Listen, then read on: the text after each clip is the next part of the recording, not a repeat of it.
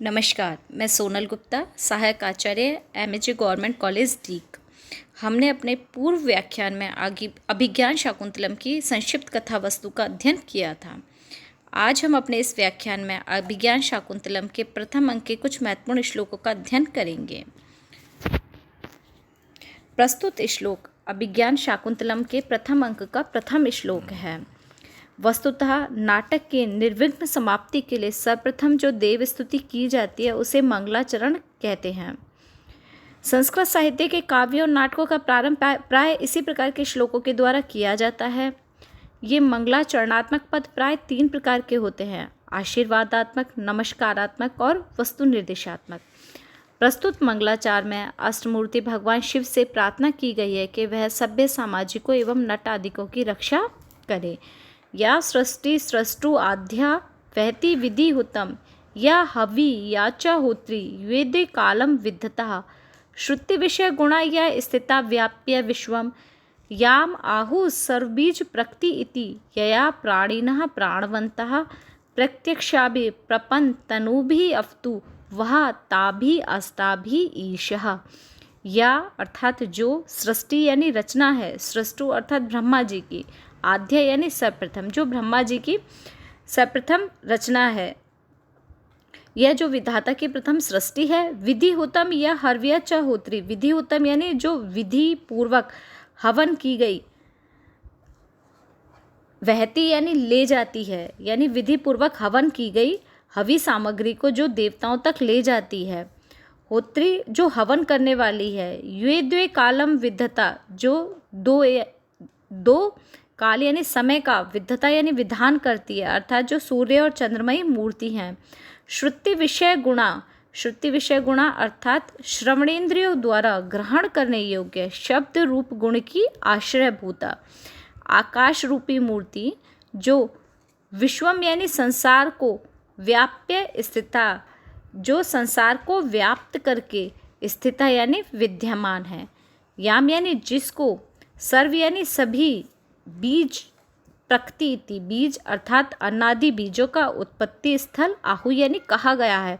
यया यानी जिसके द्वारा, प्राणिना अर्थात जगत के प्राणी, प्राणवंता अर्थात प्राण से युक्त कहलाते हैं। ऐसी प्रत्यक्षाभि यानी प्रत्यक्ष दिखाई देने वाली, प्रपन्न तनुभि, प्रपन्न यानी युक्त, तनुभि अर्थात मूर्तियों के द्वारा, अवतु रक्षा करें, वह यानी आप सबकी, ताभि यानी उनके द्वारा, अष्टाभि यानी 8, ईशा यानी सर्वशक्तिमान भगवान शिव।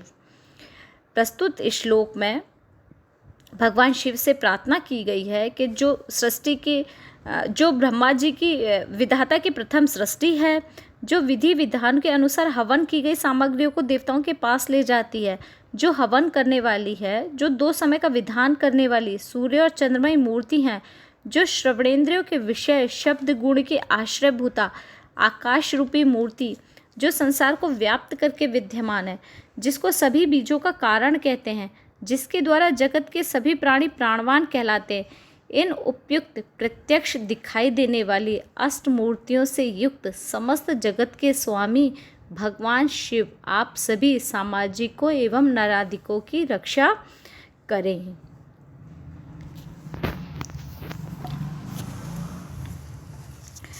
प्रस्तुत श्लोक में रथ पर आरूढ़ धनुष बाण को हाथ में लिए हुए राजा दुष्यंत मृग का पीछा करते हुए प्रवेश करते हैं और सुत से कहते हैं कि यह हरिण तो हमें बहुत दूर ले आया है, अब यह मृग फिर भी। तो श्लोक में इस चीज़ का वर्णन करते हुए दुष्यंत बोल रहे हैं, ग्रीवा भंग अभिरामम मुहुः अनुपतति स्यंदने बद दृष्टि पश्च अर्धेन प्रविष्टः शरपतान भयात भूयसा पूर्व कायम दर्भै अर्धा वलिड़ै श्रम विव्रत मुख भृशिभिः कीर्ण वर्तमा पश्य उदग्र प्लुतत्वात् व्यति बहुतरम स्तोकम उर्व्याम प्रयाति। प्रस्तुत श्लोक में राजा दुष्यंत हिरण की स्वाभाविक दशा का, जो हिरण भयभीत हो रहा है राजा के पीछा करने पर, तो उसकी दशा का वर्णन करते हुए कह रहे हैं कि ग्रीवा यानी गर्दन को, भंग अभिरामम, गर्दन को भंग यानी मोड़ने से, अभिरामम यानी सुंदरता पूर्वक, मुँह अर्थात बार बार, अनुपतति स्यंदनेन अर्थात पीछे दौड़ते हुए रथ पर, बददृष्टि अर्थात एकाग्र दृष्टि से देखता हुआ, पश्च अर्धेन यानी शरीर के पिछले आधे भाग से, प्रविष्ट यानी प्रविष्ट हुआ सा, शरपतान भयात, शरपतान यानी तीर लगने के भय से, भूयसा यानी अत्यधिक, पूर्व कायम यानी शरीर के आगे के भाग में, दर्भई अर्थात कुशों से, अर्धावलीणय अर्थात आधे चबाए गए, श्रम विव्रत अर्थात थकावट के कारण, विव्रत यानी खुले हुए, मुख अर्थात मुख से, भ्रंशभी यानी गिरने वाले, कीर्ण वर्तमा अर्थात जिसका मार्ग भर गया है, पश्य यानी देखो, उदग्र प्लुतत्वात् ऊंची ऊंची छलांग भरने के कारण, व्यति अर्थात आकाश में, बहुतर यानी बहुत ज़्यादा, स्तोकम यानी अत्यंत अल्प, उर्व्याम यानी धरती पर, प्रायाति अर्थात दौड़ता है। प्रस्तुत श्लोक में राजा हिरण की दशा का वर्णन करते हुए कह रहे हैं कि अपने पीछे दौड़ते हुए रथ पर गर्दन मोड़कर सुंदरता पूर्वक बार बार एकाग्र दृष्टि से देखने वाला, बाण लगने के भय से अपने शरीर के पिछले आधे भाग से शरीर के आगे के भाग में बहुत अधिक प्रविष्ट हुआ सा, थकावट हो जाने के कारण खुले हुए मुख से गिराए गए, आधे चबाए गए कुशों के टुकड़ों से मार्ग व्याप्त हो गया है, ऐसा यह मृग ऊंची ऊंची छलांग भरने से आकाश में अधिक तथा पृथ्वी पर बहुत कम चल रहा है, यह तुम भी देखो। प्रस्तुत श्लोक में प्रविष्ट पद के साथ इव का प्रयोग नहीं है, फिर भी अर्थ करने पर इसका प्रयोग अपेक्षित है। इससे यहाँ पर गम्योत उत्प्रेक्षा है। समग्र श्लोक में प्रधानता स्वभावोक्ति अलंकार है, क्योंकि इसमें भयभीत मृग की चेष्टाओं का अत्यंत स्वाभाविक वर्णन किया गया है। काव्यलिंग और स्वभावोक्ति अलंकार में अंगागी भाव होने से यह संकर अलंकार है।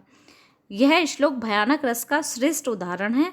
प्रस्तुत श्लोक में स्नग्धरा नामक छंद है।